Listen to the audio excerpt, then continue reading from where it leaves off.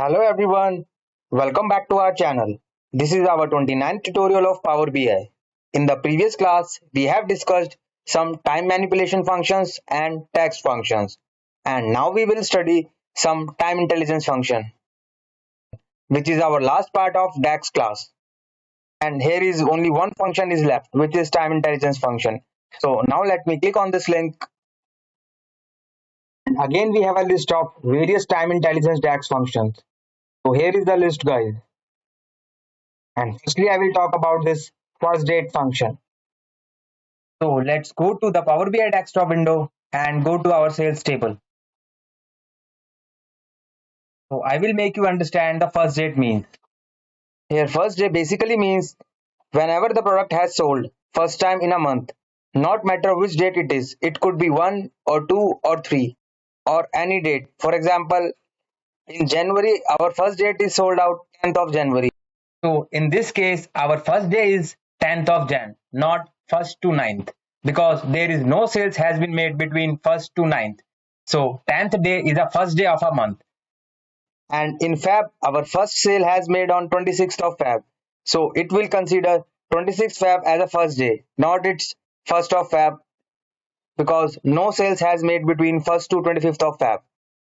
And in very similar way, in March, our first sale has made on 20th of March. So it will consider 20th day as a first day of March, not 1st to 19th day. So I hope you are clear with the first date. So let's see the practical, guys. Let's go to the visual page and I will take new measure from here.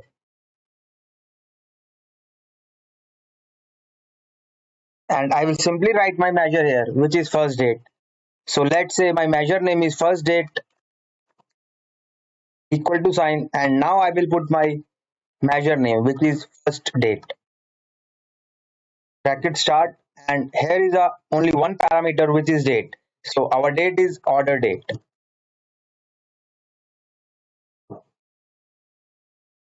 And close the bracket. So firstly I will take one card visual from here and let me add sales column from here.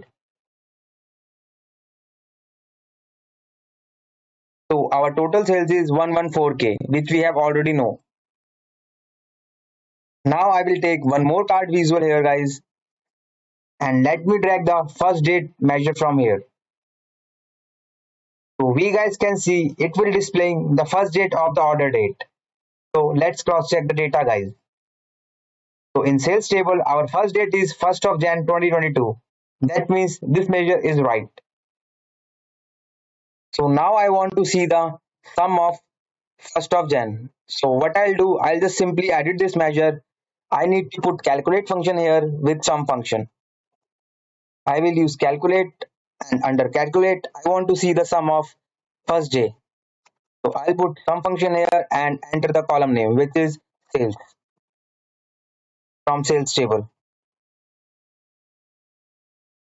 and close the bracket and press enter.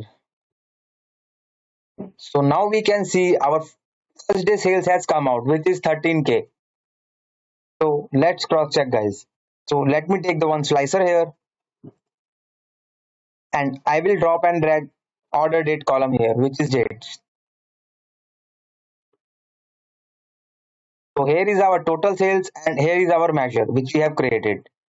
So our first day in this calendar date, which is 1st January 2022. Let's click on this. So we guys can see our values are correct. In 1st of Jan, we have made 13k sales. So that means our DAX function is working fine. So if you again want to cross check this data, so go to here order date and click only one date, which is 1st of Jan. And let's see their total sales is 13k 100 or not. So unselect all and select only 1st of Jan. And I will use calculator here and let's cross check the sales. 9,000 plus 4,000 plus 400. So we guys can see we have made 13,300 sales, which is correct. So in this way, you guys can use this first date function to calculate the sales of first day of the month. Now we will study this last date DAX function. So let me remove this card visual first, and I will take new visual. And now I will create new measure. And our measure name is last date equal to sign. Now I will use this measure with the help of calculator and sum. So firstly I will write the calculate function because I want to display the sum of sales of last day. So I will write here sum function and the column name is sales and close the bracket. Now I will use last date function and our date is order date and simply close the bracket. And let me drag and drop this here. So we guys can see our last day sale is 23k. And we guys can see in order date, our last day date is 17th March 2022. So let's cross check the last day sales is correct or not. Yes guys, which is 23k. That means this DAX function is working fine. And you guys can also cross check from here. So let me clear the filter from here and click on the last day of the sales, which is 17th March. So again we can calculate from here. 8,000 plus 11700 plus 3,000, which is 22,700, which is almost about 23k. So that means our measure is working fine. You guys can also see the actual values from here. See guys. So in this way, we can use first date and last date. I hope you guys are clear with the concept of first date and last date. And now we will study some more time intelligence function. So let's talk about this previous month. So previous month is nothing, is just basically calculate the sales of previous month. If you guys see this calendar table, here are no sales in previous month.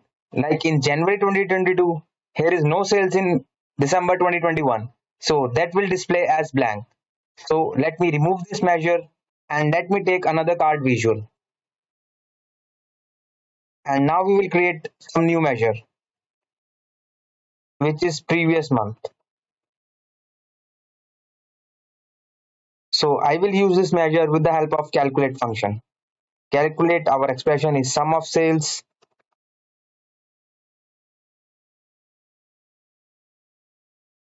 and now I will use previous month DAX function